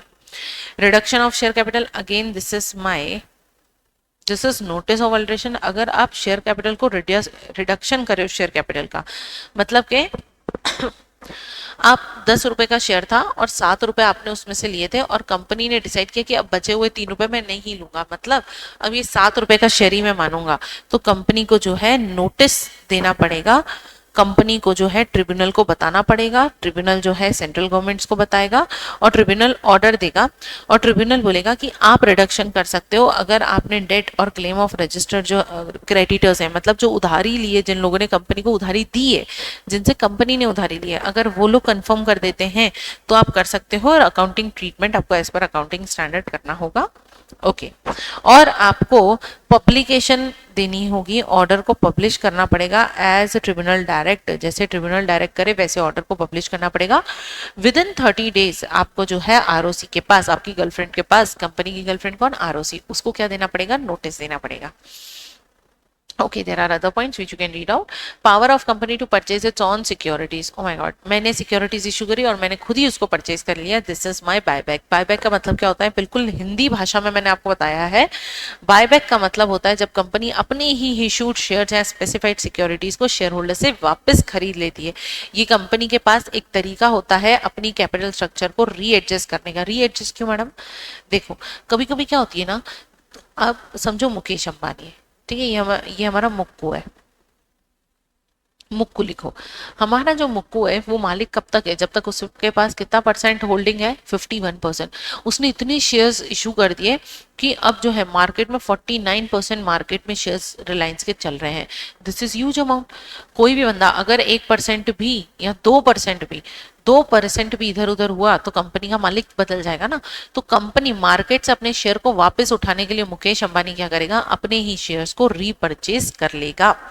This is my buyback. Buyback के सोर्सेज क्या होते हैं, फ्री रिजर्व, सिक्योरिटी प्रीमियम और proceed issue of any shares और अदर स्पेसिफाइड। दूसरे शेयर इशू करके जो पैसा आया उससे बायबैक कर लो, आप सिक्योरिटी प्रीमियम अकाउंट से कर लो या फ्री रिजर्व, फ्री गुल्लक से कर लो। ठीक है, अब इसका मतलब क्या होता है मैंने ये जो बायबैक का आपके पास टॉपिक है ना, it is almost I have given in your Hindi, मतलब इंग्लिश वाला पॉइंट, बिकॉज इससे आपको याद रहेगा। जैसे कि कंडीशंस क्या है, पहली कंडीशंस कंपनी के आर्टिकल ऑफ एसोसिएशन में ऑथोराइज होना चाहिए, स्पेशल रेजोल्यूशन जनरल मीटिंग में पास होनी चाहिए। अगर बायबैक का अमाउंट लेस देन 10% है टोटल पेड अप कैपिटल तो बोर्ड रेजोल्यूशन ही काफी है, आपको अलग से स्पेशल रेजोल्यूशन लेने की जरूरत नहीं है। ये मैंने आपको क्यों बताया, because this is important, this is important, इसको मैं मार्क कर देती हूँ, दिस इज इम्पॉर्टेंट। और देखो क्या हुआ ना, इसको आप जनरल इंग्लिश में तो पेपर में भी लिख लोगे, लेकिन ये कंडीशंस अगर हिंदी में याद कर ली तो आसानी हो जाएगी आपके लिए। ठीक है, अब यहाँ पर अब दोबारा बायबैक कब कर सकते हो, जब 1 साल के अंदर अंदर ही नया नहीं कर सकते हो, एक प्रीवियस जो है वो क्लोज हो जाना चाहिए, 1 साल के बाद ही कर सकते हो। यहाँ पे मैंने आपको कुछ एमसीक्यू के एग्जांपल्स दिए हैं कि किस तरीके से आप यहाँ पे आंसर दे सकते हो। ठीक है, देन वी हैव इम्पोर्टेंट, यहाँ पे मैंने आपको इसकी पूरी समरी दे दी है। देखो ये बायबैक के रजिस्टर्स हैं, ओके, इसको आप खुद भी रीड करोगे ना तो आपका काम हो जाएगा, कोई दिक्कत नहीं आएगी। जो इंग्लिश में मुझे समझाना था वो मैंने इंग्लिश में लिख दिया है और अपन ने समझ भी लिया। ये देयर आर सम सर्टिफिकेट्स जिसकी मैंने आपको यहाँ पे list they the, so that आपको पता होना चाहिए कि कौन सा क्या सर्टिफिकेट है। सिर्फ एक दो सर्टिफिकेट भी याद रह गए तो एग्जाम में नोट करके हम एज पॉइंट उसमें ले सकते हैं, ठीक है। Then 69 transfer of certain sum to capital redemption reserve, CRR में कौन सा शेयर्स को अपन डाल सकते हैं, तो कौन सा, when buyback is made out of free reserve or security premium account, company shall transfer an amount equal to nominal value of share purchase to CRR। मतलब के अगर आपने security premium and free reserve से अगर company ने buy back करने के लिए समझो 1 करोड़ रुपए निकाला, तो सेम अमाउंट कंपनी को CRR में भी डालना पड़ेगा। मैम CRR क्यों बना रहे हैं, ताकि कंपनी के लाले ना पड़ जाए, कंपनी के पास हमेशा पैसा होना चाहिए, ठीक है। This is all about CRR यार, बहुत सिंपल है, आप इसको कर सकते हो, सिर्फ रीड ही करना है। जहां पे ट्रू फॉल्स मुझे लगा, जहां पे मुझे लिंकेज दिया, मैंने आपको लिंकेज दे दिया है। Section 70 prohibition of buyback in certain circumstances. कब कब बायबैक को हम नहीं कर सकते, देखो, कंपनी शेल नॉट डायरेक्टली और indirectly bye its own share. Company buyback का नाम ना देकर मार्केट से कहीं और से अपने शेयर्स खरीदवा रही है, तो ऐसा नहीं हो सकता। सब्सिडरी को बोल के अपने शेयर खरीदवा रही है, नहीं हो सकता। किसी इन्वेस्टमेंट कंपनी को बोल के करवा रही है, नहीं हो सकता। Company has made any default, company ने डिपॉजिट्स, डिबेंचर का रिडम्पशन, प्रेफरेंस शेयर का डिबेंचर रिडम्पशन, डिविडेंड का और लोन का, इन सब में अगेन ये वही वाला मेरा स्टार पॉइंट है राजा, कंपनी के पैसों का ट्रांजैक्शन। मैं बताऊं, ये स्टार पॉइंट आप हर उस जगह पे यूज कर सकते हो जहां कंपनी के पैसे की लेन देन की बात आ रही है। अगर कंपनी के पैसे की लेन देन की बात है, इस पॉइंट को हमेशा चिपका देना कि भाई अगर डिबेंचर या फिर प्रेफरेंस शेयर को रिडीम नहीं करा, डिविडेंड में डिफॉल्ट करा, अगर कंपनी ने जो है बोरोवर्स और क्रेडिटर्स के पैसे वापस नहीं करे, डिपॉजिट के पैसे वापस नहीं करे हैं, 3 साल के फाइनेंशियल स्टेटमेंट एनुअल रिटर्न नहीं भरे, तो कंपनी ये नहीं कर सकता। सिंपल, ये मेरा स्टार पॉइंट होता है, ठीक है। देन वी हैव 71 डिबेंचर क्या होता है, मैंने आपको बताया था। डिबेंचर का मतलब आज कंपनी आपसे पैसा ले रही है लेकिन आपको ओनर नहीं बना रही, आपसे पैसा उधार लिया। जैसे बैंक से पैसा उधार लेते हैं और बाद में बैंक को क्या दे देते हैं अपन, इंटरेस्ट देते हैं और बाद में लोन पे कर देते हैं। तो आपसे 5 साल के लिए पैसा लिया, 5 साल तक आपको ब्याज दिया, 5 साल के बाद आपका पैसा आपको वापस दे दिया, तो इट्स अ काइंड ऑफ ब्याज वाला पैसा, आप यहाँ पे ओनर नहीं बनते हो, ठीक है। This is some features of debenture, general theory है, एग्जाम में नहीं आता है तो इसको देखने की जरूरत नहीं है, लेकिन हमारे मॉड्यूल में दिया हुआ था तो मैंने इसको इंक्लूड करा है, ठीक है। नाउ डिवेंचर सिक्योर भी हो सकता है, अनसिक्योर भी हो सकता है। देखो, जैसे इसको एक तरीके से बैंक का लोन समझो। बैंक से मैंने लोन लिया तो हो सकता है मैं मेरे घर उस पर गिरवी रख दूं, हो सकता है बिना घर गिरवी के, बिकॉज मैं चार्टर्ड अकाउंट, मुझे लोन मिल गया। तो ऐसे ही डिवेंचर होल्डर्स 5 साल तक आपको पैसा दिया, हो सकता है कंपनी ने कोई एसेट उनके पास सिक्योर करके रखी हो, गिरवी करके रखी हो, और बाद में उनको पैसा दिया तो एसेट वापस अपनी ले ली, ठीक है। तो ये सिक्योर भी हो सकता है, अनसिक्योर भी हो सकता है। चार्ज क्रिएट हो सकता है कंपनी की एसेट पे। चार्ज मतलब क्या, मैंने अभी बोला, कंपनी ने अपनी एसेट गिरवी रखी, मतलब कंपनी ने उनके हक को चार्ज कर लिया अपने एसेट पे, ठीक है। टर्म्स हो सकती है कि भाई आप कन्वर्ट कर सकते हो डिवेंचर्स को into equity share, okay. Debenture certificate जो है within 6 months of from allotment आपको दे देना है पर्सन को। कितने टाइम में, विद इन 6 मंथ्स, आपको अलॉटमेंट डेट के विद इन 6 मंथ्स में आपको डिवेंचर्स को दे देना है, okay. Then this is the type of debentures, आपको ऑलरेडी पता है यार, ये 12th का है। मैनर ऑफ इशू क्या है, सबसे पहले issue with option of conversion. आप ऐसा बोल रहे हो लोगों को कि देखो आज आप मुझसे डिवेंचर लो, मैं आपको ब्याज दूंगा, बाद में मैं आपको ऑप्शन दूंगा, आप चाहो तो मेंबर भी बन सकते हो, आप इक्विटी शेयर भी इसके बदले ले सकते हो। दूसरा, नो वोटिंग राइट। कंपनी जो है, हो सकता है डिवेंचर होल्डर को कोई वोटिंग राइट ना दे, हो सकता है कि इनको वैसे ही कोई वोटिंग राइट नहीं होता। इशू ऑफ सिक्योर डिवेंचर, आप सिक्योर डिवेंचर इशू करो, मतलब कुछ चीज गिरवी रख के आप पैसे लो।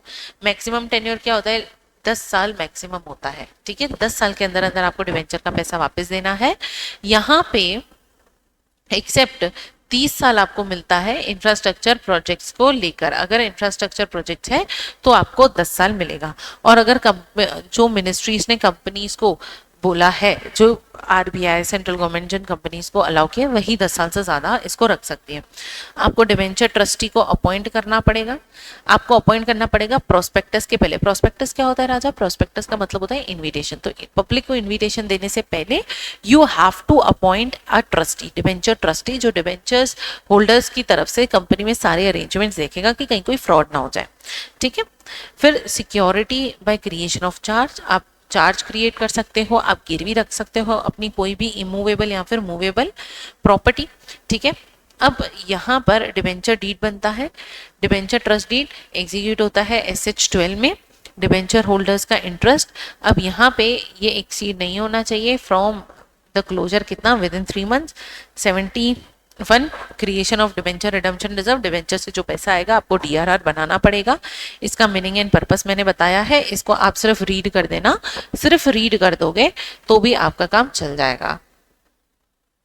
Okay, then we have important notes. सबसे पहले तो कहाँ से इन्वेस्टमेंट, देखो कंपनीज जो है आपके डिबेंचर जो DRR बनाया है आपको उसका 15% must invest 15% of debenture maturing on 31 March. Okay, इसको और अच्छे से मैं समझाती हूँ। देखो इसका मतलब क्या है, डिपॉजिट आप जो है जो पैसा DRR में रखा है उसको आप इन्वेस्ट कर सकते हो किसी भी शेड्यूल बैंक में। ओके, आपका जो इन्वेस्टमेंट है वो मोर देन और इक्वल टू 15% होना चाहिए टिल ईयर एंड और टिल मेच्योरिटी। मैम ऐसा क्यों? देखो पैसा इन्वेस्ट करोगे 5 साल तक कंपनी का पैसा बढ़ता रहेगा, तो 5 साल बाद जब रिडम्पशन की बारी आएगी तो कंपनी उसमें डिफॉल्ट नहीं करेगी ना, क्योंकि ऑलरेडी पैसा उनके लिए इन्वेस्ट करके रखा था। तो जब वो बढ़ता जाएगा तो वहीं से पैसा निकाल के उनको दे देंगे। तो यहाँ पे कुछ क्या बोलते हैं, कुछ भी डिफॉल्ट की बात ही नहीं आती इसमें। ठीक है, देन सिंपल है which you can read by yourself. बहुत सिंपल है, डिबेंचर वाला टॉपिक तो इज वेरी इजी पीजी सा टॉपिक है। Okay, you can read this topic guys. Debenture वाला टॉपिक आप खुद से रीड कर सकते हो and if any confusion arises you can WhatsApp me on our WhatsApp group. WhatsApp group जो हमने बनाया है उसका डिस्क्रिप्शन में मैं आपको लिंक दे दूंगी और इस चैप्टर के सारे इंपॉर्टेंट सेक्शंस में आपको व्हाट्सअप ग्रुप टेलीग्राम में भी शेयर कर दूंगी। Okay guys, so this chapter is all about, देखो बहुत ही सिंपल चैप्टर है यार, बहुत सिंपल चैप्टर है। इसके इंपॉर्टेंट सेक्शन की लिस्ट दूंगी, 53, 62, section 53, section 62, these are some important sections from this chapter. उसकी लिस्ट आपको मैं आज ही टेलीग्राम पे दे दूंगी। याद रखना 5 से 10 मार्क्स जो हैं आपको मिलते हैं इस चैप्टर में। बहुत आसान है राजा, शेयर क्या है, equity share, preference share, debenture क्या है, उसका सिर्फ एक लीगल आप साइड देख लोगे तो आपके 5 से 10 मार्क्स जो हैं सेव हो जाते हैं। कुछ बच्चों ने बोला था मैम ABC कैटेगरी के वाइज चलते हैं। देखो लास्ट जो एग्जाम गया है लॉ का उसमें ICA ने बता दिया है there is nothing like ABC category. अगर मैं आपको ABC कैटेगरी दूंगी तो तुम सिर्फ कैटेगरी A और B कर लोगे, बाकी सब छोड़ दोगे। ऐसे सिंपल टॉपिक भी छोड़ दोगे जिसमें 5 से 10 मार्क्स मिल सकते हैं। तो गाइस इसको जरूर एक बार गो थ्रू करना, नोट्स और हमारे ये चार्ट आपको मिल जाएंगे हमारे टेलीग्राम चैनल पे, तो आप टेलीग्राम चैनल को ज्वाइन करना मत भूलिएगा। अब नेक्स्ट हम कल लेके आएंगे हमारा नया chapter deposits and advance, then registrar of company. ये सारे चैप्टर्स हम करेंगे। अब चैप्टर्स जो वीडियोस हैं वो एक एक दिन में आते रहेंगे, तो आप स्टे ट्यून्ड, ठीक है, आप बने रहिए इसके साथ। और ये वाला जो चैप्टर है मैं अगेन आपसे रिक्वेस्ट करूंगी इस चैप्टर को जरूर देखना। मैं क्यों बोल रही हूँ, क्योंकि जब हम आंसर राइटिंग प्रैक्टिस को स्टार्ट करेंगे तो आपको ये रिवीजन चार्ट्स, ये रिवीजन लेक्चर्स, ये नोट्स बहुत काम आने वाले हैं, ट्रस्ट मी। और हम ऐसी आंसर राइटिंग प्रैक्टिस करेंगे कि आपको एग्जाम में लिखने से बिल्कुल डर नहीं लगेगा। और अगर 5 मार्क्स का क्वेश्चन है तो 4.5 मार्क्स तो हमारे जेब में पक्के आएंगे। ठीक है, तो मिलते हैं हमारे अगले एग्जामिनेशन एक्सप्रेस के लेक्चर में। तब तक के लिए राधे राधे, हरे कृष्णा।